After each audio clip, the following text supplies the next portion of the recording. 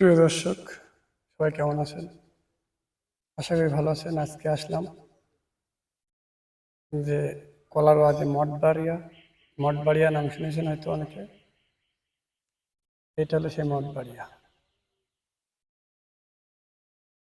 এই যে মঠবাড়িয়া দেখেন, অনেক পুরানো বাড়ি।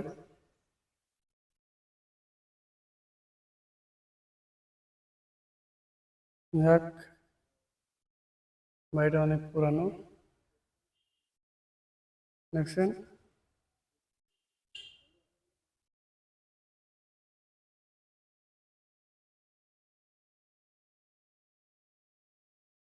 বাড়িটার সাইডের অংশ দেখেন, অনেক পুরানো, অনেক ছোট ছোট ইট দিয়ে।